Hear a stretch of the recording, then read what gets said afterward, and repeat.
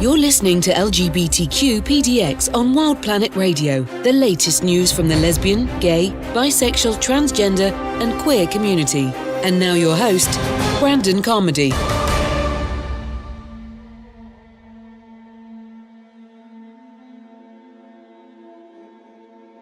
Her name was Lamar Goddess Edwards of Indianapolis, Kentucky.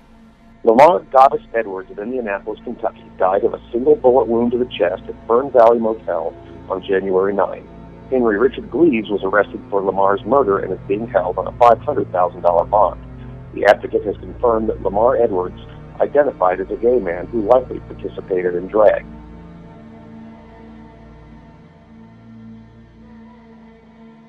Her name was Ty Underwood of Tyler, Texas. Ty Underwood of Tyler, Texas, was found in her car, dead from 3 gunshot wounds on January 26th. Her roommate feels she may have been targeted because she was a transgender woman. Her name was Penny Proud of New Orleans, Louisiana.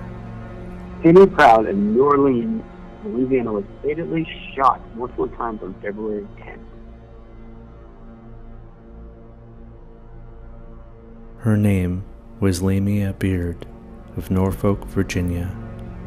Lamia Beard of Norfolk, Virginia, was found with life-threatening gunshot wounds on the morning of January 17th. She was taken to the Santerre Norfolk General Hospital, where she died.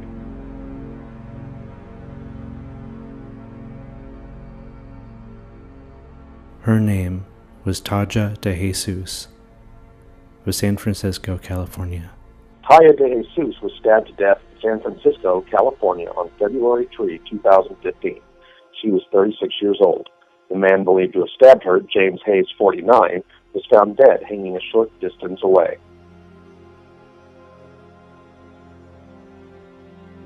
Her name was Bri Golek of Akron, Ohio. Bree Golek of Akron, Ohio, was stabbed to death by her father, Kevin Golek, on February 13, 2015. Bree was 22 years old. According to a bandmate, Brian dropped the trans identifier about a year ago. He now identified as an androgynous pansexual man. His father called 911 after the stabbing, claiming it was the cult that had broken in and stabbed Brian. The cult he referred to is believed to be a local trans support group. Police determined that no one had broken in. Kevin Golek is being charged with murder and felony domestic violence.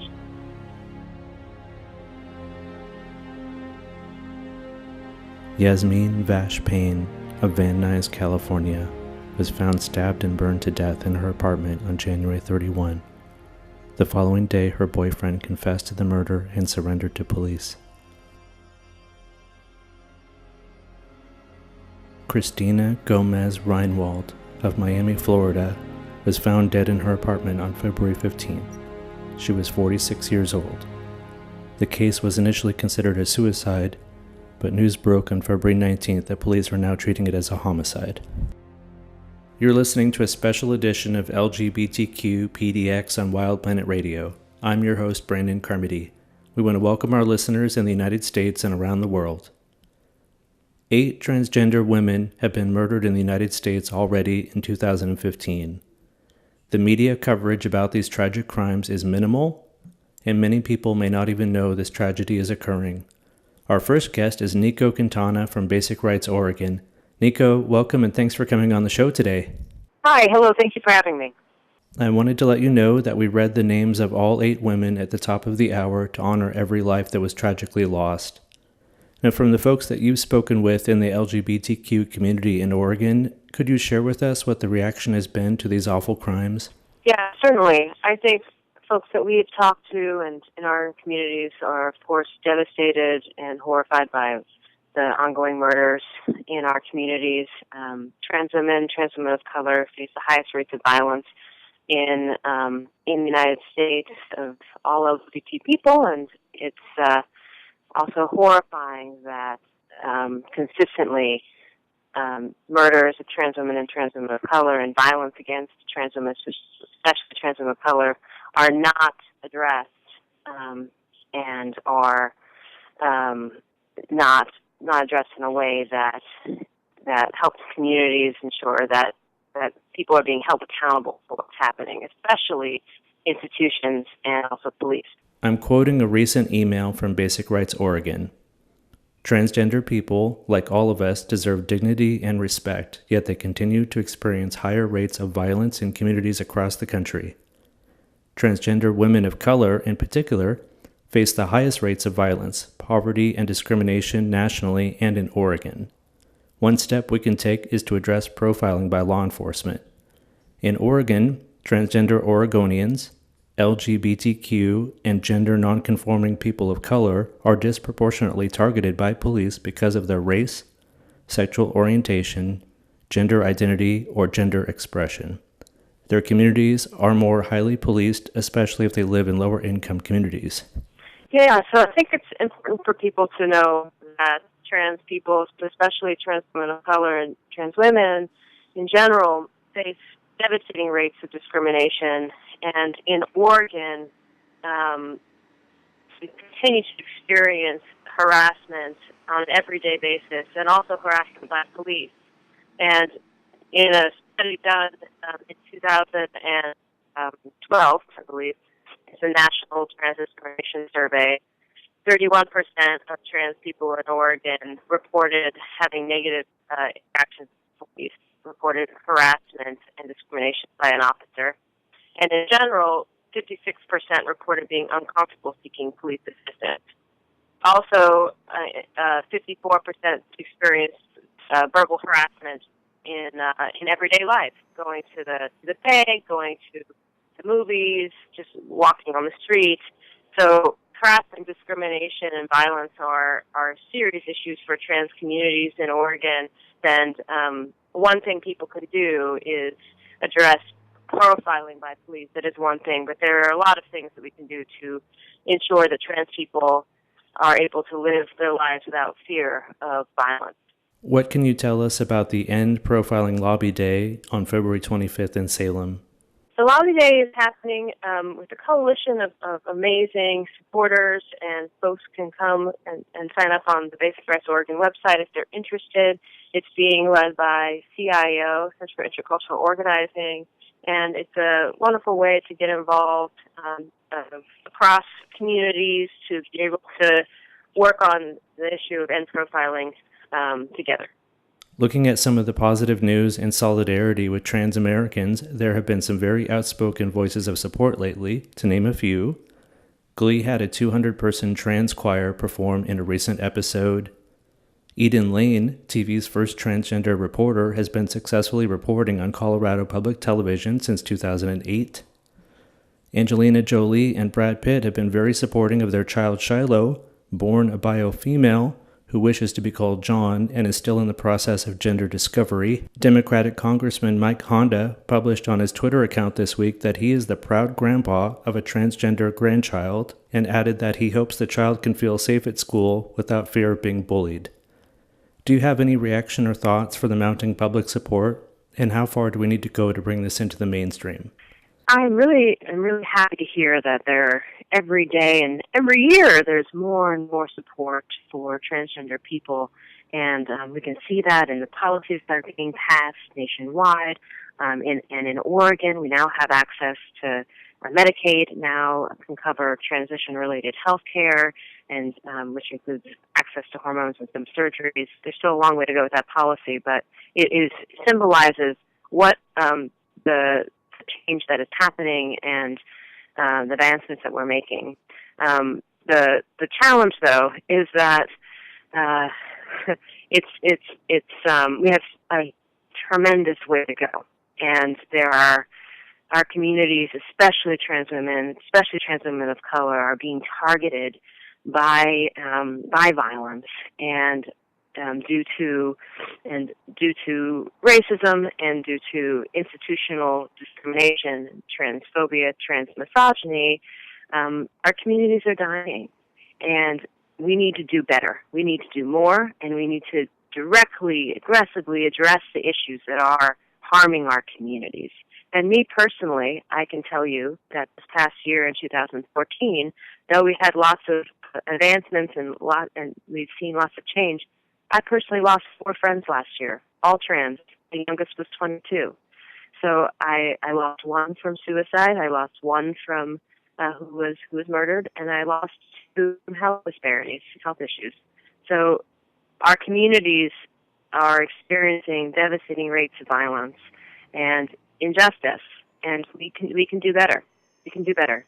And Basic Oregon is committed to working on issues of safety, issues of health care, issues of discrimination, and we also urge folks to support the organizations nationwide that are taking the leadership on this, including the Trans Women of Color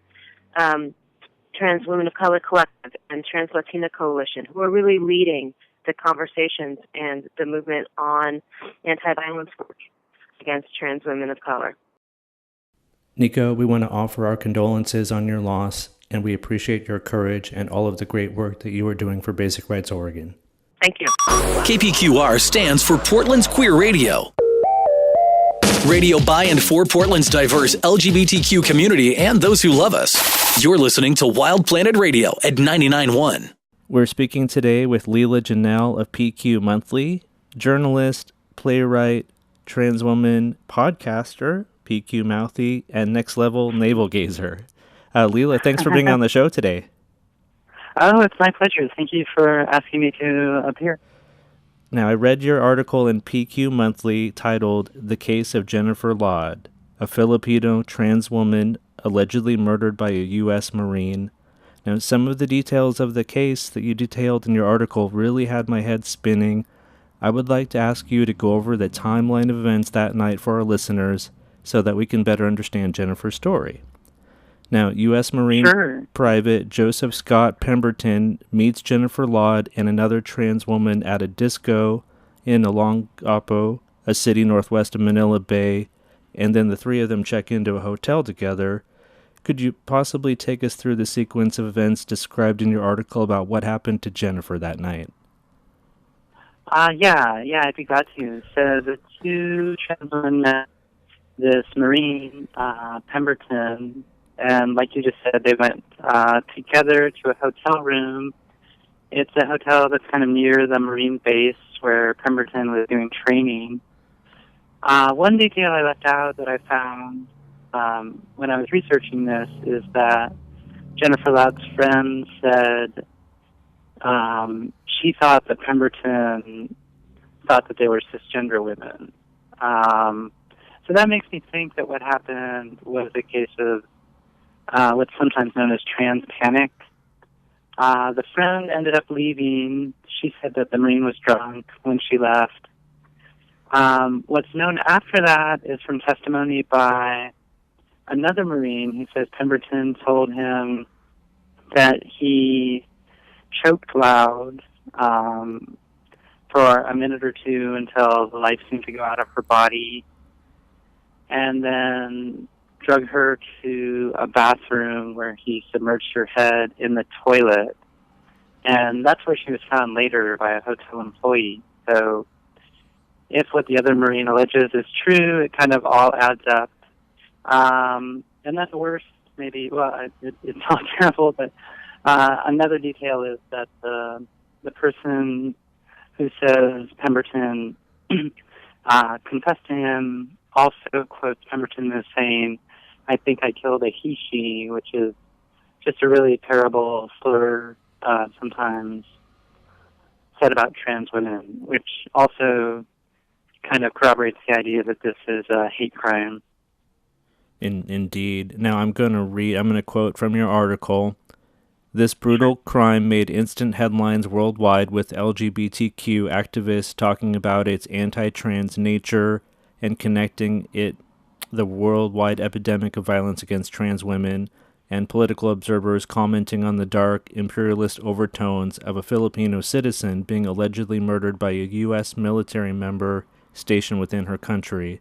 Since that time, maneuvers regarding the detention of Pemberton and efforts by his attorneys to block a trial for his alleged actions have prevented the case from going forward, even while keeping it periodically in the news. So that being said, where do we currently stand as far as criminal charges against Private Pemberton? Well, Private Pemberton has been charged in Filipino courts. There were efforts made to have the case dropped. There were efforts made to say that there's not enough evidence for this to go forward. And each time the American government makes these efforts, the Filipino prosecutors really criticize them really harshly, using language that you usually don't see in American courts. And I don't know if that's just kind of the conventions of how people speak in Filipino courts, or if they're just really irate, because it seems like the American government is kind of dragging its feet. And some commenters have worried that they can do enough political maneuvers to kind of run out the clock so that a prosecution couldn't happen. But I don't think that's going to happen from what I read. And, I found as much as I could on the internet about this to try to just see what would happen, because I'm not really familiar with a case like this where an American kills someone on foreign soil and has been tried. And to me, it just seems like... Oh, go ahead. So you've indicated that Pemberton was originally held aboard a U.S. warship, and we have an agreement called the Visiting Forces Agreement, or VFA, between the countries, but it seems like negotiations between the two over the Filipino outrage has now led him to be held at a Filipino camp under U.S. Guard. So he is under their custody right now. Is that your understanding? Yeah, he lives in a Filipino camp, but he's guarded by Americans. There's a treaty involved. Like you said, there was just so much outrage that they weren't going to let him stay on the boat. So it was kind of a compromise they made. I think just because of all of the sensation around this, there's no way he could escape facing trial. I think the Filipinos are just so outraged at what happened that they wouldn't let just little maneuvers allow him to escape justice from their court. Basic Rights Oregon is holding an event tomorrow called End Profiling Day, which is speaking out against trans profiling by law enforcement. We've had 2 guests from Basic Rights Oregon on sharing their personal stories of profiling, and they were highlighting the fact that there have been 8 trans women murdered in the first 40 days of 2015. I would just like to get your reaction to the unfortunate loss of life and the high numbers that we're seeing this year so far. What is your reaction? I've been really heartbroken to see each one of these. I go to places on the internet where trans news is shared, and unfortunately a lot of times that news is really tragic. I think there's this hope in the community that as visibility grows, this kind of violence will die off, but instead it seems like it's just surged this year. My only hope is that people might turn their attention to this more and think about the causes that underlie it, and we might start really focusing on how this problem can be solved and these lives will stop being lost in the way they are.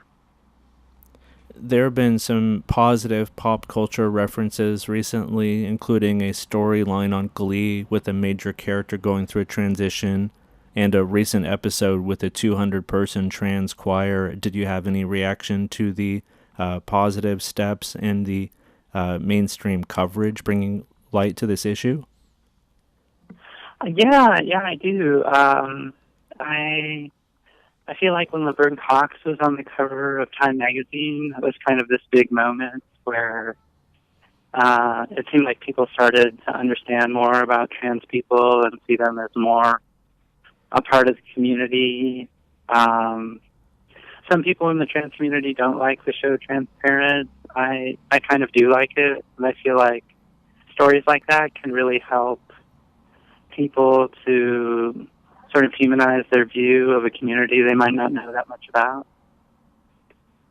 Definitely, and Jeffrey Tambor, of course, picking up an Emmy Award for his role in Transparent, which again brings spotlight to this specific niche within the LGBTQ community and bringing that into the mainstream. I don't know if you were aware, but Brad Pitt and Angelina Jolie have a child named Shiloh, who is presently going under the name John and is still in the process of gender identity. So we're looking at a high-level bit of support from two of Hollywood's most famous stars. Do you have any reaction to Shiloh? Oh, I did see that story. I guess it was in the news again when at the Unbroken premiere, Angelina Jolie's new movie. I think it's great. I think they set a really awesome example of just accepting and empowering their child, confirming their child in whatever direction their gender goes, and so. Yeah, I think there's nothing but good to come of that. Now, I wanted to ask you, do you have any personal stories that you are comfortable sharing from your own life that you would like our listeners to know? Oh, about the things that we spoke about, or is there anything particular you'd want to know about? Have you experienced any form of transphobia, or is there anything, from your experience that you would like people to know, to have a takeaway from? Oh, sure. Yeah, there have been times where I've experienced transphobia. I've had some workplace harassment where I wasn't treated really nicely, and I feel like that was maybe toward the beginning of my transition, before hormones were really helping me to look the way that I wanted to look. And it was really painful to feel like people felt somehow justified in mocking me and kind of ridiculing me. I wish, people would really think about that stigma, because, there's the way people dress or the way that people groom themselves is really just a way of communicating who you are, and I don't think that anybody's self-expression should be censored that way or be policed or ridiculed. I think we'd all love to be accepted for the people we are and to be seen as ourselves. But I would say on the whole, Portland's been a really nice place. I mean, I grew up in a time when there was really no space at all to be a trans person, and I went into my transition really fearing that I would face a lot of social ostracism and kind of economic peril, and those things haven't happened. And that's helped me feel like we're going in a good direction, that our culture's changed a lot in the few decades that I've been alive. There's been of course the whole "It Gets Better" campaign. Do you feel that it's getting better? Yeah, I do feel like it's getting better. I mean, I wouldn't want to minimize anybody's pain, but yeah, I do feel like there's a space to be a trans adult. I think we can all, and I think the more people learn, the more space there's going to be for that. Excellent. So if we could ask, what's next for you, Leela? I know you're writing for PQ Monthly. Is there any other place that we can follow your work? Yeah. I've recently become a regular contributor for Bitch Media, which is the feminist response to pop culture. So that can be found at bitchmedia.org. And I contribute a couple of stories a month there. And otherwise, PQ is sort of my main outlet. I also do a podcast that you can find on the blog called PQ Mouthy, and those are all stored on our podcast site, so you can get all the archives if you want to hear what I was talking about months ago, and you can keep up with the current ones as they go up each month. Oh, right. Well, I love podcasts, and I'll be sure to check that out. Leela, we want to thank you very much for coming on our show. Again, we are LGBTQ Pdx, and we are going to be on Wild Planet Radio, which, just to let you know, launches on FM Tower on March the 20th. and we're going to be Portland's queer radio station. That's exciting. Yeah, thank you so much for having me on, and I'll keep you dialed on. Okay, great. You have a wonderful day. Thank you. Yeah, thanks. Bye-bye. Bye. LGBTQ Pride is self-affirmation, dignity, equality, building community, and celebrating our diversity and gender variance. Wild Planet Radio. So in the last 6 months, as a trans woman of color, I have been profiled about 4 times, mostly in regards to my appearance and accusations of doing sex work. A lot of it's been through public transportation. When I wait at MAX stops now and bus stops, I'm always looking, observing, to see if there's police cars. Any signs that the officer sees that they don't like is an excuse for them to take you in. Yeah, about 4 months ago, I was preparing to attend a performance, and a police officer pulled over in front of the bus stop and got out of his car and had approached me with, "How long have you been waiting here?" Or like, "Who did you come with?" You know prostitution is illegal, sex work is illegal in the state of Oregon. At that point, I was just very blunt with the officer. I was like, "Are you trying to say that I'm prostituting?" Or that's like, "Officer, I'm not here prostituting. I'm actually waiting for the bus so that I can be on my way to the local lounge for my performance." Sometimes when we approach or we are being approached by people of authority, our voices end up being muted. And I encourage you to be vulnerable and to really remember what your rights are. We are speaking today with Ryannah from Basic Rights Oregon. I wanted to let you know that I've watched your video describing your experiences with law enforcement. Could you tell us about the profiling you've experienced from law enforcement? Absolutely. First of all, Brandon, thank you so much for having me. And I think that, I think there's many intersections that are involved in my experience. And I think that as a trans woman and as a trans woman of color, a lot of focus has been on being targeted and being viewed and profiled as somebody that was identified as a sex worker.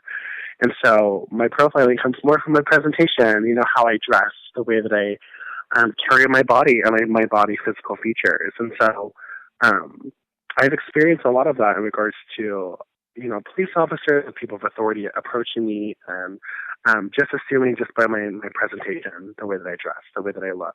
And maybe the fact that I am a trans woman, I am a prostitute, that I am a sex worker, and that when I'm waiting at a bus stop or I'm waiting on a corner line, waiting to cross the street, that's the first thing that comes to mind.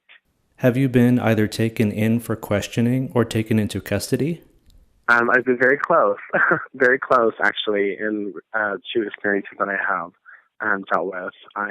I think that I have really held myself to be very accountable for knowing the way that people of authority can work, and that they are very manipulative and can find their best way to get what they need from me. And twice in my experience of being profiled and being approached by police, I really had to really corner myself out of that questioning, because if I would have said anything that they wanted to hear, I would have been taken in. But luckily, really holding myself aware of my surroundings and aware of what the officer was doing and what his goal was, really helped me get out of that situation. If law enforcement came to the table to join in the discussion about transphobia, what changes would you like to see law enforcement implement? I think that all goes back to, several years ago I had started on a committee, and the large conversation was doing trainings or better trainings for Portland Police Bureau, and talking about how we are better serving and training officers on how to deal with people who identify with differences, and mostly focusing on the LGBTQ spectrum, or individuals that are experiencing or have identified to have mental health illness or diagnoses. And I think that that's kind of my main thing in regards to culture that really needs to come back and really needs to be worked on, is that are we as a community, or are we as people that are supposed to be protecting the community, are we doing everything that we're supposed to be doing in prepping, our officers or our police or our authority to deal with such sensitive cases, in dealing with how do we best approach, or how do we best put personal feelings of transphobia or homophobia on the side, because it becomes very, in my experience and in my opinion, it becomes more they focus when they are approaching individuals who, they are profiling, whether that is on an LGBTQ spectrum or transphobia spectrum or just a cultural background, whether that's the race or how you present yourself culturally. Can you tell us about the work that Basic Rights Oregon is doing? Absolutely. So, first of all, Basic Rights Oregon, for those that I'm sure many are familiar with, is working on many amazing projects and many very high, sensitive, pressing issues that are occurring in our community, whether that is dealing with the profiling and how do we work on police profiling and ending that, or how do we best approach educating people of authority on dealing with that. We are also working on many projects such as the IT process of changing the name and making sure that shows up. And we are working on just numerous projects that really are really important that are going to take time. There have been some pop culture trans storylines recently, including a 200-person trans choir on Glee and a character transitioning. Jeffrey Tambor also won an Emmy for his role on Transparent. Do you feel that pop culture, by incorporating trans storylines, is helping to bring public awareness? Absolutely, Brendan. I think that as far as our media is going, I think it's a beautiful thing. I think it's a very large step moving forward that, finding awareness for our transgender community is very important. And I can speak on Glee. I think that I have numerous friends, both individuals that are part of nonprofit organizations or advocates throughout the world that have that were part of that video. And I think that, first of all, including trans people in such a sensitive episode was amazing to watch. I also know that myself and meeting Alex Newell, who was the lead singer in that program, and talking about that, I do think that we are coming far. I think that media and our pop culture is bringing more awareness to our trans community, and as far as how far we need to go, I think that we're on the right path, and I think that I personally can't determine, how much more we need to do, but I think that we are in the right steps and we're in the right movement, and I think that more awareness is being brought about one step at a time, and I think that if we just continue doing that, I tell everybody that, as a transgendered woman, we can only take it one day at a time, and so I think that it applies in how we build awareness and how we spread that, and it's just, like I said, just take it one day at a time and just know that, the next day could be even greater, or we may run into more obstacles, but the journey will never end, but we hope to make the journey more smooth as we continue forward. What's next for you? Sure. So, first of all, I love the work I do with the city of Portland. I am in many organizations. I do many keynote speaking and advocating for homeless youth continuum and working with LGBTQ youth. And some of my main things that are going to be coming up is working more on saferpdx.org, which is really provides safety tips and how we build awareness to our community. So if somebody is experiencing profiling or dealing with unsafe situations, or somebody witnesses it, Safer PDX allows us to show you step by step on here are some requests or here are some recommended steps on how to deal with this. Whether that is first take some deep breaths and check your surroundings, or if it's absolutely necessary, who do we call? What is our resources for that? I also will be speaking on a panel that's coming Saturday for the Women's and Health Summit, which is going to be really exciting. I was part of the team in passing OHP, Oregon Health Plan, trans health coverage, and so this summit will be a panel of individuals who helped with that process and really be able to answer questions for people or recipients that have Oregon Health Plan. And then I guess just continue on doing what I do, which is advocating for youth and attending very important meetings. I will be continuing on with Basic Rights Oregon on some very high projects that are coming up that can be announced soon. But really, really just hoping to be a voice for those that can't be a voice for themselves. So. Ryannah, we are very appreciative of you sharing your personal story with us today. You are welcome to come on the show anytime as we continue our journey together. Great. Thank you so much, Brandon. Connect with Wild Planet Radio online. You'll find us on Facebook, Twitter, Tumblr, Instagram, and SoundCloud. A new generation of community radio is happening here in Portland, Oregon. This is Wild Planet Radio 99.1. We want to thank all of our guests today, Nico, Quintana, and Ryannah from Basic Rights Oregon, and Leela Ginelle from PQ Monthly. We thank you for sharing your personal stories, experiences, and the stories of those that you work with in the LGBTQ community. Your stories have moved me on a personal level, and I thank you so much for appearing on our program. Have a good night. Wild Planet Radio. Would you like to know more? To be a voice for the LGBTQ community. By helping people share their stories and ensuring that the stories of LGBTQ people are heard. To offer programming that inspires, uplifts, and encourages all people. Having an LGBTQ radio station for our community enables wider freedom of expression, the breaking down of isolation, and the celebration of our cultural achievements and pride.